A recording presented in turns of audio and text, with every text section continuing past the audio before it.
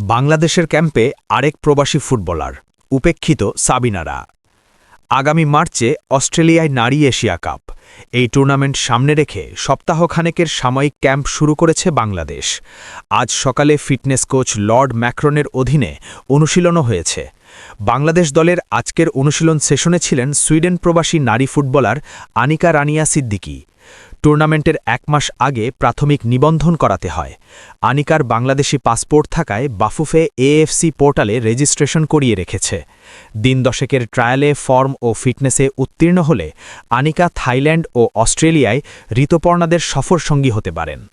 বাংলাদেশ পুরুষ ফুটবল দলে একাধিক প্রবাসী ফুটবলার থাকলেও নারী দলে এতদিন ছিলেন শুধু জাপানিজ সুমাইয়া মাতসুশিমা। এশিয়া কাপের মাত্র মাসখানেক আগে আনিকাকে ট্রায়ালের সুযোগ দিয়েছেন ব্রিটিশ কোচ পিটার বাটলার।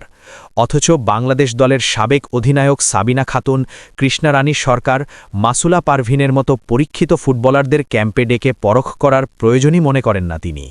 জাতীয় দলের সাবেক অধিনায়ক জাহিদ হাসান এমিলি বাটলারের এমন আচরণকে দ্বিচারিতা হিসেবে আখ্যায়িত করে বলেন, সাবিনা, কৃষ্ণা অত্যন্ত অভিজ্ঞ খেলোয়াড়। তারা ভুটান লিগ ও ফুটসালেও ভালো পারফরমেন্স করেছে। এরপরও যখন তাদের ন্যূনতম ক্যাম্পে ডেকে অনুশীলনের সুযোগ না দেয়া হয় তখন সেটা বোঝা যায় কোচের রাগের বহিঃপ্রকাশ। সাবিনা, মাসুরাদের ট্রায়ালে পরীক্ষাও করবেন না তিনি, অথচ অন্য ফুটবলারকে টুর্নামেন্টের এক মাসে ট্রায়ালে নিচ্ছেন। এটা দ্বৈতনীতি ছাড়া কিছু নয়। ফুটবলে প্রাথমিক স্কোয়াড ঘোষণা, খেলার পদ্ধতি, ম্যাচ চলাকালে খেলোয়াড় বদল সকল কিছুতেই কোচ সর্বেসর্বা। তার যেমন অধিকার রয়েছে খেলোয়াড় ডাকার কিংবা বাদ দেয়ার, তদ্রূপ কোচকে প্রশ্ন করার অধিকার রয়েছে গণমাধ্যমেরও। সাবিনা, মাসুরাকে নিয়ে বাটলারকে প্রশ্ন করলেই সাংবাদিকরা কোচের তোপের মুখে পড়েন।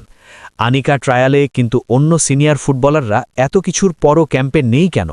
মিডিয়ার এই প্রশ্ন করার সুযোগ হয়নি অ-19 দল নিয়ে বাটলার নেপালের পোখরায় যাওয়ার। বাফুফের নারী উইংয়ের প্রধান মাহফুজা আক্তার কিরণের কাছেও এই বিষয়ে কোনো উত্তর পাওয়া যায়নি।